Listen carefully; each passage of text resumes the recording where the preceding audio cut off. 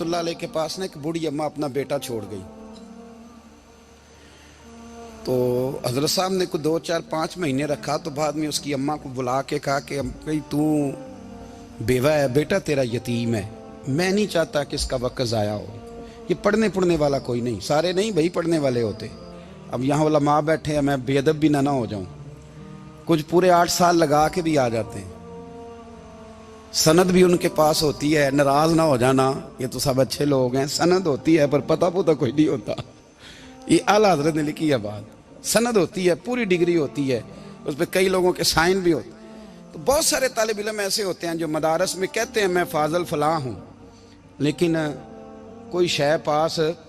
तो मौलाना सरदार अहमद साहब मुहद्दिस आज़म पाकिस्तान रहमतुल्लाह अलैह उस बूढ़ी को कहने लगे तेरा बेटा कुंद देना है, पढ़ना पढ़ाना इसने कुछ भी नहीं, तो यतीम बच्चा है, कल को तो कहेगी कि मेरे बेटे ने वक्त ज़ाया किया तो वापस ले जाओ। बूढ़ी अम्मा रोने लग गई, कहने लगी मैं पढ़ाने तो नहीं लाई थी, मैं तो आपको रब का वली समझती हूँ, मैं तो नौकरी कराने लाई थी, नौकरी। हजरत अनस बिन मालिक कहते हैं मेरी अम्मा भी हुजूर की बारगाह में दे गई थी, तो हुजूर की बारगाह में ये नहीं कहा था कि या रसूलल्लाह पढ़ा दें, हाँ हाँ मैं जिम्मेदारी से बात कर रहा हूँ।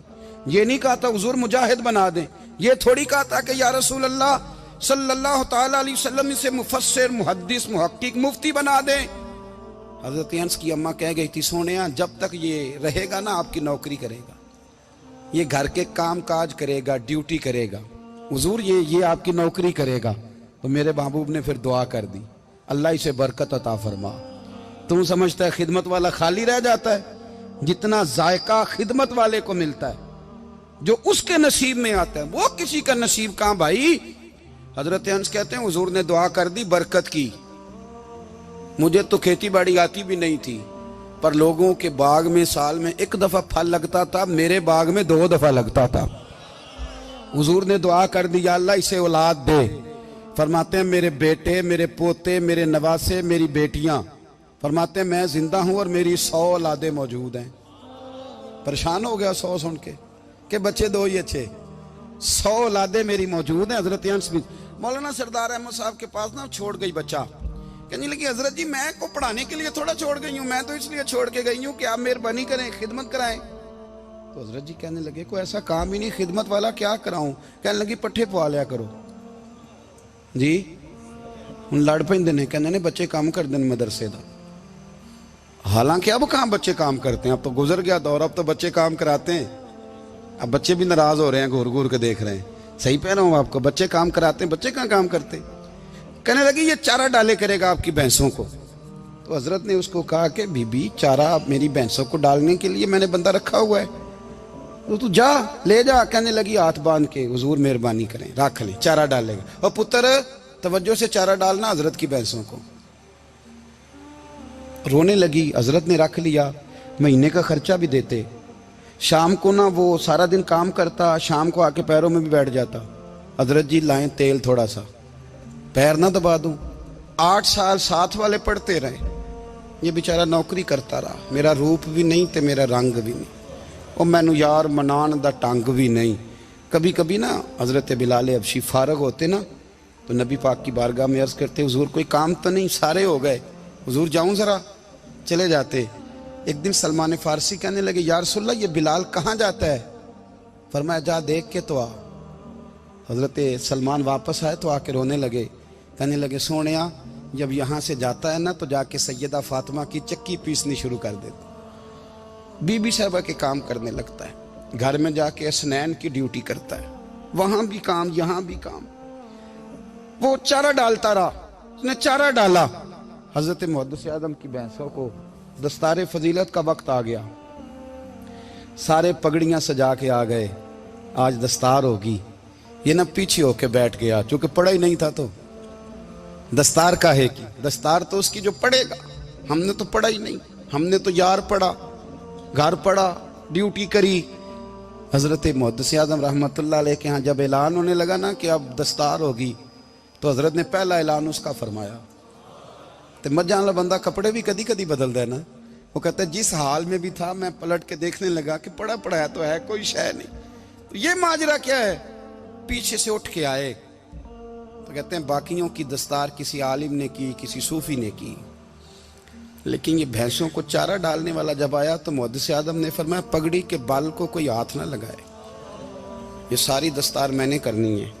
और फरमाते हैं हजरत बाल भी देते जाते थे और आंसू भी बहाते जाते थे, माथा भी चूमते थे और फरमाते थे दस्तार के बाद चला तो नहीं जाएगा यार, मुझे तो इबादत भी नहीं रह गई, मुझे तो चाबियों को भी नहीं पता कौन सी कहाँ रहती है, जाएगा तो नहीं तू?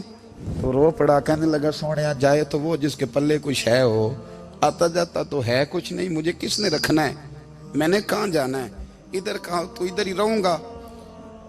वो उस तालिब इल्म के सारे उस्ताद भाई कहते हैं उसने दस्तार कराई, पढ़ा पढ़ाया कुछ नहीं, पर जो मसला अड़ जाता था ना, वो जो अड़ जाता था ना, वो जाके उससे पूछते थे तो किताबें खोलने की जरूरत नहीं पड़ती थी। हजरत उम्मे सलमा रदी अल्लाह तआला अन्हा कहती है मैंने अर्ज की या रसूल अल्लाह सल्लल्लाहु अलैहि वसल्लम मेरी बच्ची बड़ी बीमार है, तो मुझे किसी ने कहा है ये थोड़ी सी नशे वाली चीज है, ये बना के तैयार करके दो सही हो जाएगी, बीमार है बच्ची तो ये नशे वाली चीज है, इसको तैयार करके दो, थोड़ा नशा है। अगरचे बाज, मैंने शुरू में कहा, बाज लोग मरीज को, सख्त मरीज को ऐसी अद्वियात जो मजबूरी बन जाए उसकी गुंजाइश और इजाजत देते हैं। मुहतात उलमा तो उसमें भी बहुत सारी चीजें पहले बयान करते हैं, लेकिन उसने कहा जी निरा नशा देना है शिफा के लिए। तो हज़रत उम्मे सलमा कहती है मेरे नबी पाक ने मेरी तरफ देखा, मेरी तरफ, तो मैंने कहा या रसूलल्लाह आप क्या फरमाना चाह रहे हैं? तो नबी पाक ने फरमाया उम्मे सलमा कभी नापाक चीज में भी शिफा हुई है, कभी नापाक चीज में भी, कभी शराब और खमर में भी शिफा हो सकती है। शिफा रब करीम ने रखी है पर शहद के अंदर रखी हुई है, शिफा अल्लाह ने रखी है कुरान मजीद में रखी हुई है, तो इसमें भी कभी ये हुजूर ने बयान किया है कि इसके अंदर शिफा हो सकती, तो उम्मत कितनी दलेरी करती है जो ये मशवरे देती है कि उसके अंदर नशा है, शराब है, तो खांसी चली जाएगी तो फलानी बीमारी चली जाएगी।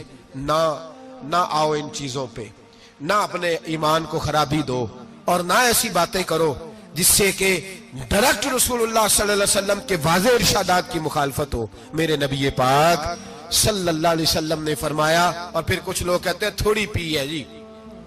अब तो मैं तज्जिये में पढ़ रहा था कि ऐसी शराब इजाद हो गई है, लोग शराब पीते हैं और वो मस्त भी रहते हैं, कार भी चलाते रहते हैं, कहते हैं जी नहीं हमारा ज़हन माऊफ नहीं हुआ तो ये वाली सही है, नशा नहीं लाती। मेरे नबी पाक सल्लल्लाहु अलैहि वसल्लम ने फरमाया जिस चीज की थोड़ी मिकदार, ज्यादा मिकदार हराम है उस चीज की थोड़ी मिकदार भी हराम है, जिसकी ज्यादा मिकदार हराम है उसकी थोड़ी भी। तो खमर और शराब अगर फुल पीना जायज नहीं तो थोड़ी पीना भी जायज, ये हराम है और हराम थी और कयामत तक हराम ही रहेगी। मेरे नबी पाक सल्लल्लाहु अलैहि वसल्लम ने मना किया और हुजूर ने इजहार नापसंदीदगी फरमाया, और मैं 40 दिन तो इबादत ही कबूल नहीं होती शराब पीने वाले जब तक सच्ची तौबा ना करे। ये लफ्ज जब अदा करता हूं तो शर्म से मेरी जुबान लड़खड़ाती है कि यार दरबारों पे भी नशा बिकता है। मैं ये बात कर रहा हूं सूफिया का तर्जुमान, दरबारों पे, मजारों पे, और सज्जादा नशीनों तुम्हें जमीन निगल जाए, आसमान तुम्हें ले उड़े, तुम पर कहर नाजिल हो, तुमने बाप दफन करके तो वहां नशे का अड्डा बना लिया, माओं से बेटे छीनने लगे हो, औरतों के सरों से कपड़े छीनने लगे हो, सुहाग मारने लगे हो, बेटियां और बेटे यतीम करने लगे हो, नशा बेचते हो दरबारों और मजारों पे, ये तमाशा लग गया। आप कैसे करूं ये बात, पर करनी पड़ रही है, मजबूरी है, ये मजमून मुकम्मल नहीं हो सकता। बंद कर दे वो दरबार, हमें नहीं चाहिए जिन दरबारों पे नशा बिकता है। मैं जिम्मेदारी से कह रहा हूं, बात रिकॉर्ड हो रही है। जूते की नोक पे वो सज्जादा नशीन जो उम्मत को ड्रग्स देता है, वो सज्जादा नशीन का डेरा नहीं, वो गंद का अड्डा है, वहां से फैज नहीं मिल रहा, उम्मत की तबाही हो रही है। बता दो, फैला दो, इसको एतराज करना है करो। मेरे रसूल पाक सैयद आलम सल्लल्लाहु ताला अलैहि वसल्लम का दीन जरूरी है, किसी पीर की सज्जादगी जरूरी, बोलिए सज्जादगी जरूरी। बड़ी जिम्मेदारी से कह रहा हूं और नुमाइंदगी कर रहा हूं अपनी जमात की। نہ ہمارے بزرگوں نے کل اس کی حمایت کی تھی، نہ آج کرتے ہیں، نہ قیامت تک کریں گے۔ بند کر دیں وہ دربار اور مزار۔ بزرگ دنیا میں یہ کام کرنے آئے تھے، اور ہماری سوچ اتنی گر گئی ہے، اتنے ہم کمزور ہو گئے۔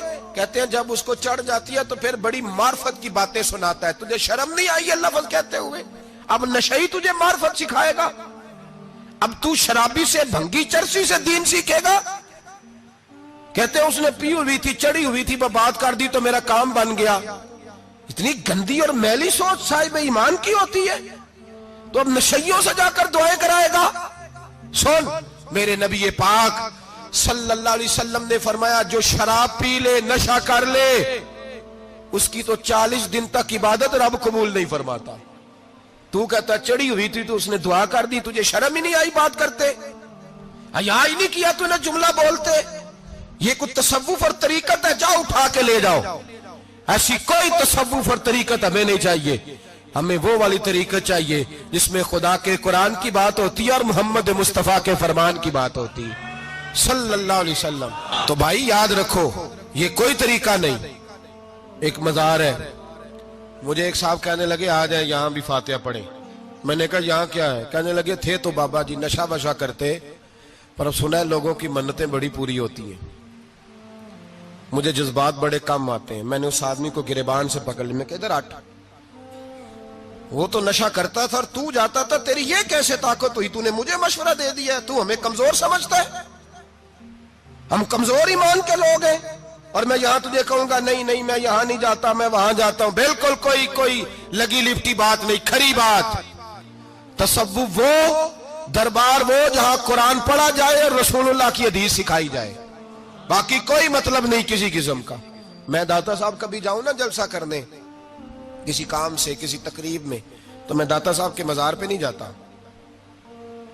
میں کہتا ہوں یار یہ جرانہ نہیں کہ بندہ کسی کام آیا تھا تو فاتحہ پڑھ لی، واپس چلو، گکھڑ سے سپیشل آئیں گے داتا صاحب کے مزار پہ حاضری دیں۔ اور میرے سنگی گواہ ہیں کہ میں سپیشل ٹائم نکال کے بہت سارے کام چھوڑ کے سپیشل جاتا ہوں، اور میں مراد ماننے نہیں جاتا، میں داتا صاحب کا شکریہ ادا کر دے جاتا ہوں۔ میں ان سے کہتا ہوں حضور آپ کی مہربانی، آپ یہاں آئے تو ہمارے بڑے بھی رسول اللہ کے غلام بن گئے۔